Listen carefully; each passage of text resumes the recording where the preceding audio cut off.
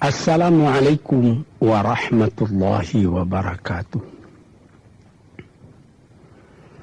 Tuan-tuan, saudara-saudara, ibu-ibu dan bapak-bapak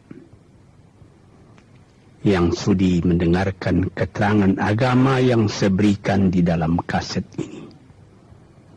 Moga-moga Tuhan melimpahkan, mengurniakan rahmat dan nikmat-Nya kepada kita semuanya. Saya akan membicarakan suatu ayat yang bertemu di dalam surat Al-Baqarah. Bunyinya, Allahu waliyul ladzina amanu yukhrijuhum minadh dhulumati ilan nur. Walladzina kafaru awliya'uhumut taghut yukhrijunahum minan nuri ila dhulumat. Artinya, Allah adalah menjadi pemimpin bagi orang-orang yang beriman, orang yang mempunyai kepercayaan yang teguh. Dan Allah, apabila orang itu telah betul-betul menganggap Allah menjadi pemimpinnya, Allah pun menjamin mengeluarkannya daripada gelap gulita kepada terang benderang. Gelap gulita kebodohan kepada kecerdasan. Gelap gulita kehidupan tak tentu arah kepada tujuan yang sejati. Sebaliknya, orang yang kafir yang tidak percaya kepada Allah, maka sebaliknya yang terjadi, daripada terang benderang, dia akan dipimpin oleh taghut, oleh kekuasaan-kekuasaan yang bukan bersandar kepada Allah. Dan yang demikianlah yang akan mengeluarkannya daripada terang benderang kembali ke dalam gelap gulita. Oleh sebab itu, rohani manusia itu adalah melalui di antara gelap dan terang kehidupan itu, di antara terang dan gelap kehidupan. Kalau sekiranya jasmani kita, kalau sekiranya badan kita yang lahir ini diberi cahaya oleh matahari yang terbit di waktu pagi, yang terbenam di waktu sore, rohani kita pun diberi juga terang oleh suatu yang lebih terang dari matahari, yaitu petunjuk dan hidayat Tuhan. Di dalam Al-Quran, Tuhan memberikan bujukan, memberikan jiwa besar kepada orang-orang yang beriman itu. Tuhan bersabda, La tahinu wa la tahzanu wa antumul a'launa in kuntum mu'minin. Engkau ini adalah orang yang tinggi kalau engkau tetap memegang kepercayaan kepada Allah Subhanahu wa ta'ala. Di dalam perjuangan hidup di dunia ini,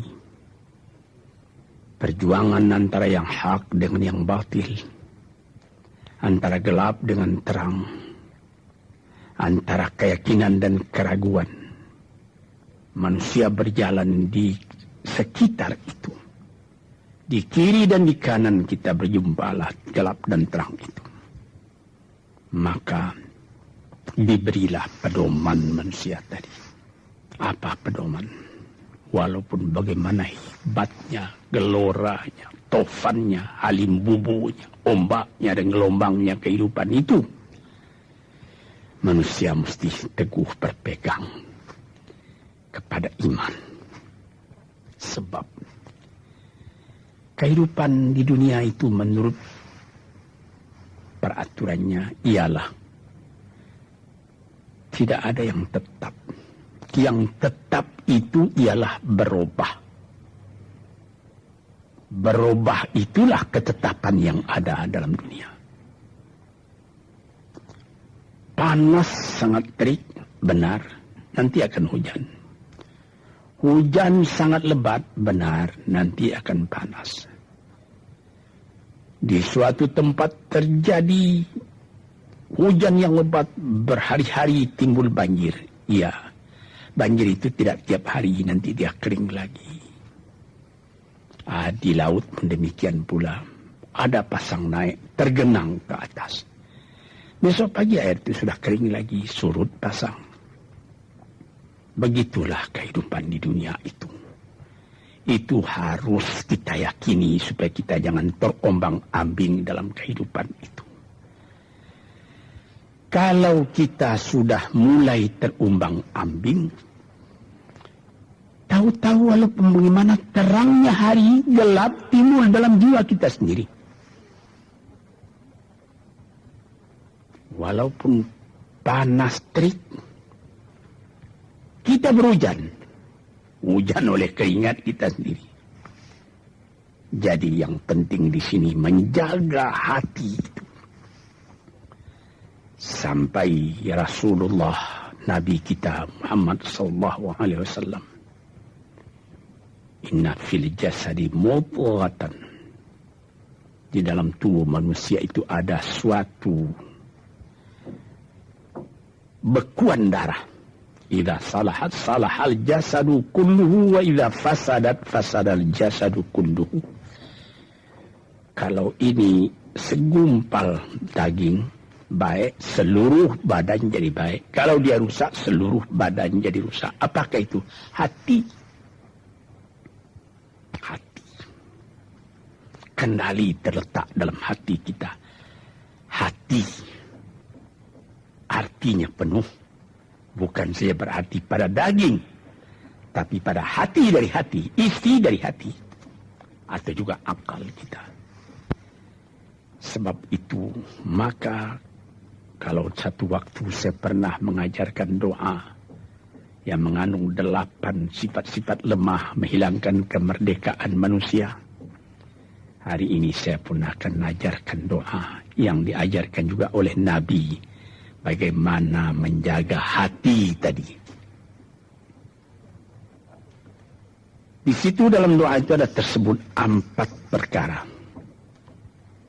Apa disebut? Allahumma inni a'udzubika min qalbin la yakhsha'u wa min ilmin la yanfa'u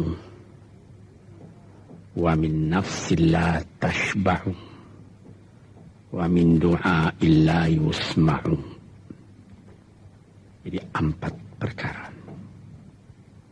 Yang pertama, Allahumma inni a'udzubika min qalbin la yakhsha. Aku sangat berlindung kepada Engkau ya Allah, janganlah sampai terjadi hati saya itu tidak khusyuk lagi. Ini bahaya ini. Mulai bahaya, mengancam kepada manusia. Kalau hatinya tidak khusyuk lagi, hati khusyuk yaitu hati itu tentu jelas tujuannya kepada Allah. Allah menjadi pegangannya. Allah menjadi bentengnya. Allah menjadi ingatannya. Allah menjadi tujuannya. Dan kepada Allah dia kalau sembahyang menghadapkan diri, menghadapkan hati, maka permohonan kita yang pertama kepada Tuhan, ya Tuhanku, janganlah sampai hati saya ini tidak khusyuk lagi. Sebagai orang Islam, kita sembahyang 5 waktu. Di dalam Al-Quran dikatakan sembahyang itu ialah khusyuk, terpadu ingatan kepada Tuhan. Tapi kalau kita sudah, hati itu sudah mulai ditumbuhi penyakit, walaupun sembahyang, mulai sejak Allahu Akbar, pikiran sudah menjalar kepada yang lain. Piutang belum menerima, utang belum terbayar, makanan belum masak, macam-macam lah yang teringat. Padahal kita dalam sembahyang. Ini apa arti sembahyang tadi lagi? Ini sudah mulai berbahaya ini. Banyak orang yang tidak meninggalkan sembahyang, tapi tidak ada bekas dari sembahyang itu kepada kehidupannya. Di dalam sembahyang kita baca, inna salati wa nusuki wa mahyaya wa mamati lillahi rabbil alamin. Sesungguhnya sembahyangku dan ibadatku dan hidupku dan matiku sama sekali terserah kepada Allah. Ini dirasakan dalam hati, bukan cuma disebut di dalam mulut. Sebagaimana dikatakan, bukan jadi lip service sebagai seput tangan penggosok-gosok mulut, bukan begitu. Yang dari hati. Kalau sudah dari hati yang khusyuk, ini berbekas kepada kehidupan. Aku tak takut menghadapi segala keadaan dalam hidup, sebab hatiku bertali dengan Tuhan. Dari Tuhan aku datang, kepada Tuhan aku akan kembali. Ini namanya hati yang khusyuk. Tapi kalau sekiranya bacaan tetap fasih, tapi tidak ada lagi dari hati, melainkan rutin saja. Mayang 5 waktu sehari semalam, tapi tidak merubah kepada perangai, tandanya sembahyang tadi tidak khusyuk. Ini yang pertama kita minta kepada Tuhan. Janganlah sampai kita mempunyai hati yang tidak khusyuk, hati yang tidak teringat kepada Allah. Kalau hati tidak ingat lagi kepada Allah, maka segala pekerjaan yang terlarang sudah ringan saja kita mengerjakan.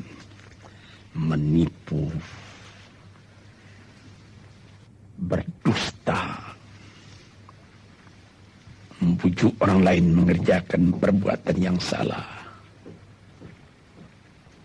mencela, memaki, itu karena tidak ingat kepada Allah, cuma ingat kepada diri sendiri saja. Ini yang pertama. Yang kedua dikatakan, wa min ilmin la yanfa'. Dan aku berlindung kepada Engkau ya Allah daripada ilmu yang tidak memberi manfaat. Padahal disebutkan oleh ahli-ahli, ilmu yang memberi manfaat itu membawa manusia kepada iman. Al-ilmu yad'u ilal iman. Ilmu itu membawa manusia kepada iman.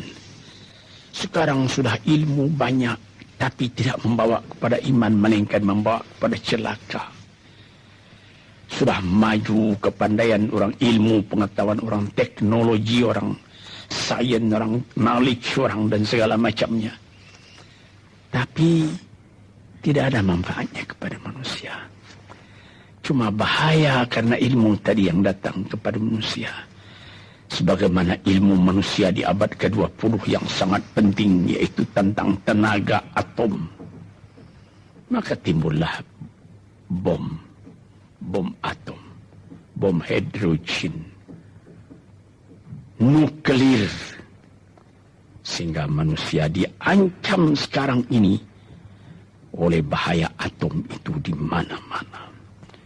Apabila kita lihat di televisi bagaimana mengadakan demonstrasi di Australia, di Jerman Barat, di tempat-tempat yang lain, melihat bagaimana bahaya atom itu kalau terjadi perang dunia yang ketiga. Ya Rabbi ya Karim, bom atom yang jatuh di Hiroshima itu belum ada artinya dibandingkan dengan bom yang sekarang, yang sedang disimpan oleh kerajaan-kerajaan, oleh negara-negara besar untuk menghancurkan. Ini ilmu ini. Tetapi ilmu yang membawa bahaya, bukan saja tidak memberi manfaat, bahkan memberi bahaya. Di sini terasa oleh kita bahwa ilmu yang ada itu pun mesti dikembalikan atau dikendalikan oleh iman. Kalau tidak, maka nyawa manusia ini akan dipandang sebagai sampah saja. Dijatuhkan satu bom hidrogen ke dalam kota Jakarta ini, na'udzubillahi min dalik. Umpamanya dimasukkan ke kota Jakarta ini, satu bom hidrogen saja, itu sudah habis penduduk Jakarta yang lebih dari 5 juta ini. La haula wala quwata illa billah.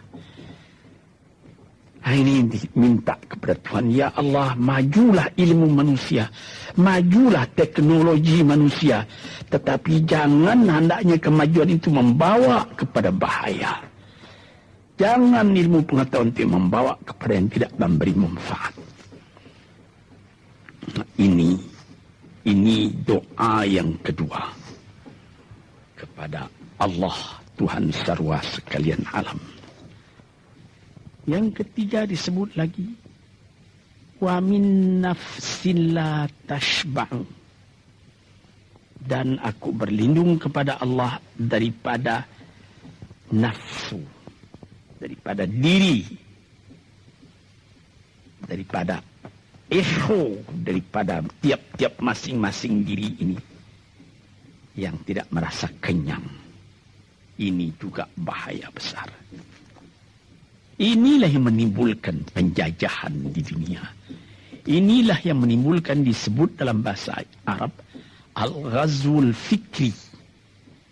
Penjajahan. Sesudah Perang Dunia Kedua sudah banyak negeri-negeri yang merdeka. Tetapi sekarang timbul lagi penjajahan baru. Apa? Penjajahan fikiran. Sehingga bangsa yang merdeka tadi tidak merdeka lagi fikirannya. Dia merdeka di dalam meniru kepada bangsa yang lebih kuat. Itu namanya terjajah juga. Jadi tuan-tuan yang terhormat, apa pangkalnya ini? Daripada nafsu serakah manusia. Nafsu serakah manusia sebagaimana tersebut di dalam hadis. Lau kana libni adama wadiyani min dhahabin labtagha thalithan. Wa ma yamla'u jawf ibni adama illa turab. Kalau manusia itu mendapat suatu lembah yang penuh dengan kekayaan emas, suatu lembah, dia ingin supaya mendapat satu lembah lagi yang penuh juga dengan emas. Dapat 2 lembah, dia minta 3 lembah lagi yang penuh dengan iman. Nafsu manusia tidak pernah kenyang. Padahal akhirnya kalau dia sudah menutup mata, tidak ada yang akan memenuhi perutnya melainkan tanah. Teringat akan cerita yang disampaikan oleh Graf Leo Tolstoy, pujangga Rusia yang terkenal, bahwa orang yang tidak mempunyai nafsu yang kenyang itu, pada suatu hari katanya, ada satu orang kaya mempunyai tanah yang luas. Dia mengatakan kepada orang, boleh tuan-tuan mengambil tanah kepunyaan saya ini, berapa tuan suka, berapa tuan mau. Syaratnya cuma begini, sepanjang yang tuan berjalan dari timur ke barat, lantas sebelum matahari terbenam, tuan sampai kembali ke tempat tuan melangkah pertama tadi. Berapa saja tuan suka, boleh ambil tanah ini. Maka datanglah si tamak tadi. Tuan yang punya asli tanah tadi mengatakan, bawalah bakal, jangan lapar di jalan nanti. Baik, dibawanya nasi sebungkus, dia berjalan, jalan. Dari pukul 7 pagi. Kalau diambil kekuatan, hendaknya pukul 10 dia sudah makan. Melangkah lagi beberapa ratus meter atau sekian, nanti boleh kekuatan buat kembali. Sehingga sebelum matahari terbenam, dia sudah sampai ke tempat dia menuju bermula. Tetapi ini orang bernafsu betul, dia minta supaya banyak tanah yang dapat didapatnya. Dibawanya nasi sebungkus, tapi dia tidak jalan di tengah jalan, tidak berhenti, kan nanti berapa meter itu nanti kalau saya berhenti, tanah yang kurang buat saya. Dia terus berjalan. Dia tidak ingat bahwa kekuatan masa pergi yang lebih cepat dengan kekuatan masa pulang Yang lambat itu dia tidak taksir. Dia berjalan saja cepat-cepat. Sudah pukul 1 hari, sudah jauh perjalanan. Lantas nanti kembali. Kelemahan badan, kondisi dan situasi tidak sama lagi. Tidak secepat dia pergi dahulu lagi dia pulang kembali. Maka bukan pukul 7 dia sampai. Atau pukul 5 sore tadi dia sampai ke tempat dia berjalan bermula. Karena dia jalannya sudah lunglai. Kaki sudah penat, badan sudah letih. Kira-kira baru pukul 2. Dia tidak dapat berjalan lagi karena sudah lapar. Dia coba makan sedikit pun tidak bisa lagi seenak makan yang tadi. Habis makan pun dia berjalan lagi. Pukul 3 dia terhenti. Jauh lagi baru sampai tempat yang pertama. Menurut syarat yang diberikan oleh mempunyai tanah yang pertama, kalau engkau tidak sampai ke tempatmu yang pertama tadi sorenya, tanah ini tidak engkau dapat lagi semua. Memang tidak sampai dia. Pukul 4 dia sudah berhenti berjalan, tidak kuat lagi. Mata sudah gelap.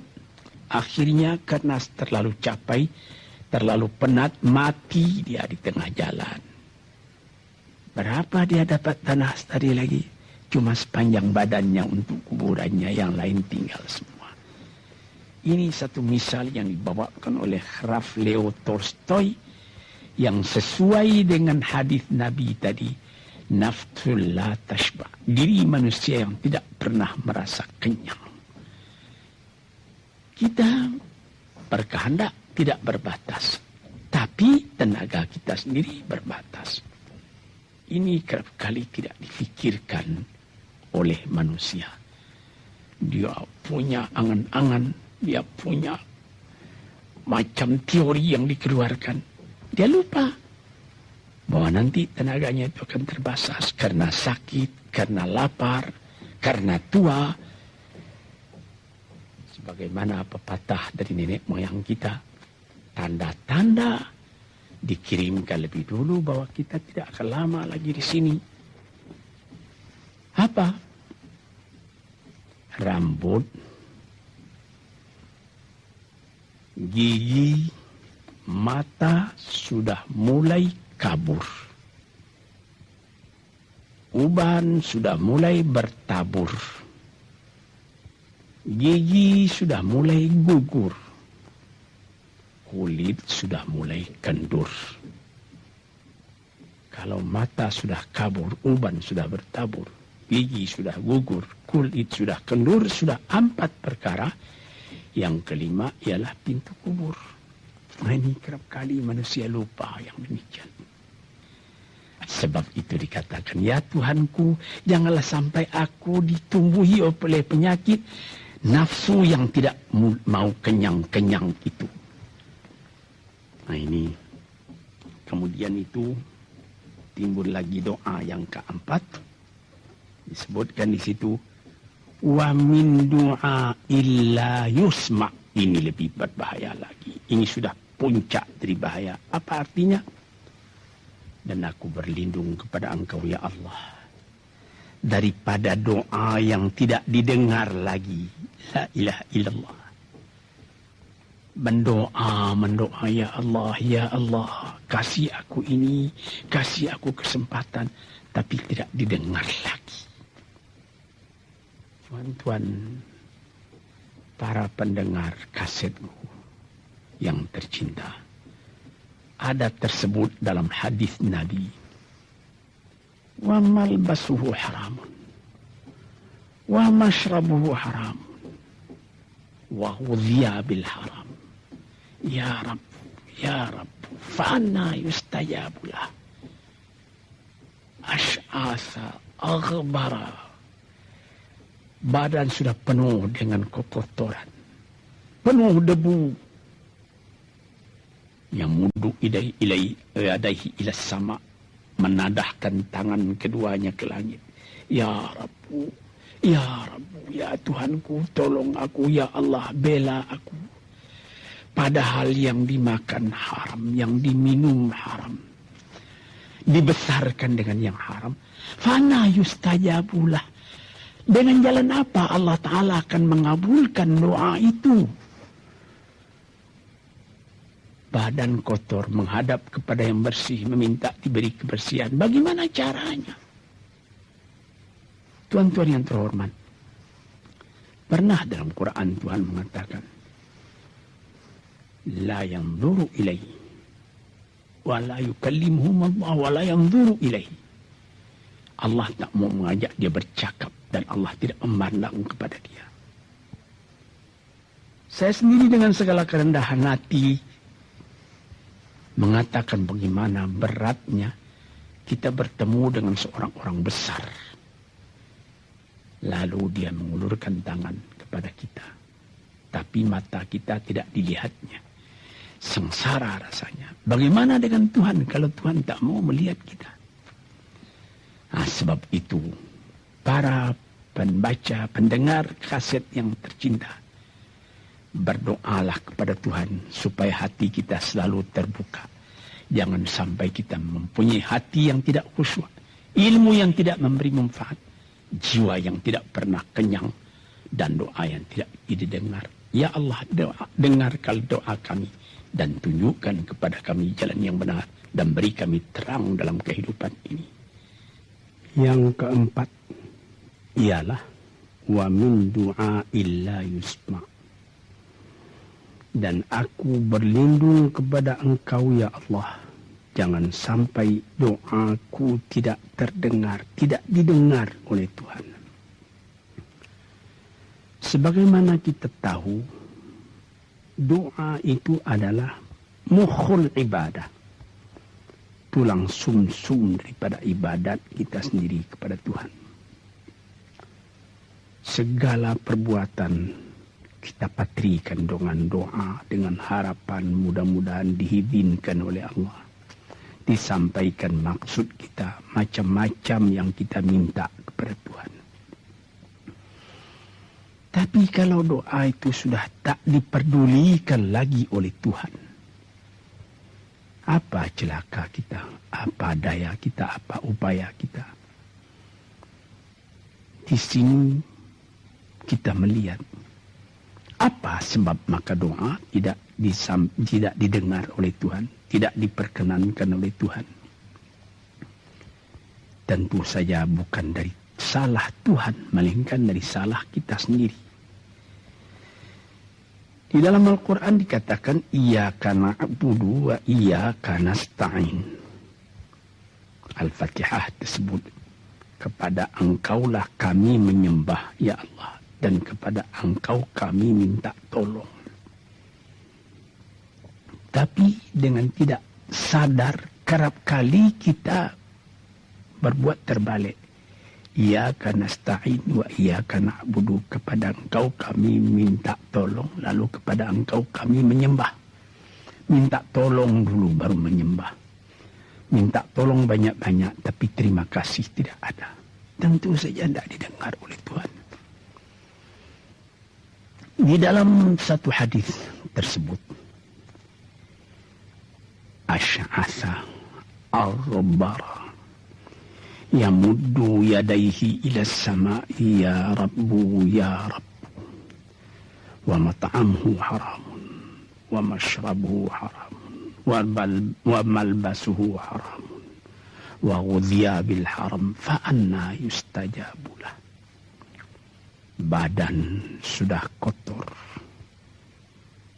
sudah berkerunyut, kesusahan, kegelisahan kehidupan terbayang kepada tubuh sendiri. Lalu menadahkan tangan ke langit meminta kepada Allah, ya Tuhanku, ya Tuhanku. Bagaimana Tuhan bisa mengabulkan? Dengan pikiran yang kotor engkau menghadap kepada Tuhan. Kalau tidak terkabul, jangan Tuhan yang disalahi. Hatimu sendirilah salahi. Apa yang engkau perbuat dalam kehidupan ini?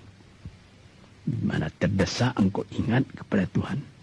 Di zaman kesenangan engkau lupakan Tuhan. Di dalam mendapat percobaan engkau merengek mengadu kepada Tuhan. Jiwa yang seperti ini janganlah sampai timbul pada diri kita sendiri. Saya sudah mengalami apabila saya berhadapan-hadapan dengan orang besar. Saya ingin dia menghadapkan matanya kepada saya. Apa kabar saudara? Kabar baik. Dia lihat mata saya lihat mata dia. Tapi kalau ketika dia bersalam dengan saya, dia melihat kepada orang lain, bukan main sakit hati saya. Apa salah saya maka dia begitu? Mengapa tidak saya yang dipandang? Sedangkan dengan sesama manusia lagi begitu perasaan kita. Bagaimana dengan Tuhan? La yanzuru ilaihim wa la yukallimuhum. Allah tidak memandang sebelah mata kepada Allah, kepada kita. Allah tak mau cakap, tidak mau bercakap dengan kita sepatah pun. Langit mana tempat kita bernaung, bumi mana tempat kita berpijak kalau sudah demikian keadaannya. Nah, ini yang dijaga tuan-tuan yang terhormat dalam doa keempatnya itu. Hati janganlah sampai tidak khusyuk. Ilmu janganlah sampai tidak memberi manfaat. Nafsu janganlah sampai tidak kenyang. Dan doa janganlah sampai tidak didengar. Saudara-saudara, moga-moga Allah memberikan kepada kita hati yang terang. Sebagaimana ayat yang mula-mula saya sebut tadi. Allahu waliyul ladzina amanu yukhrijuhum minadh-dhulumati alan nur. Allah lah jadi pemimpin bagi orang yang beriman. Sehingga dari gelap gulita dibawa dia oleh Tuhan kepada terang benderang. Walladzina kafaru, tetapi orang-orang yang sudah tidak ada kepercayaannya kepada Tuhan. Auliya'uhumut taghut, yang menjadi pemimpinnya bukan Tuhan tapi setan. Dia akan membawa orang itu daripada terang benderang ke dalam gelap gulita. Kita jadi meraba-raba dalam gelap kehidupan. Dalam meraba-raba itu masih ragu entah kemana akan pergi. Maut pun datang. Gelap selalu. Di dunia gelap, di akhirat pun gelap. Na'udzubillahi min dzalik. Hadirin yang terhormat, para peminat kaset ini, moga-moga semuanya ini menjadi kenang-kenangan kepada Tuhan di dalam perjalanan yang jauh, di dalam keistirahatan hidup, sehingga mendapat ketetapan hati dan tumakninah. Assalamualaikum warahmatullahi wabarakatuh.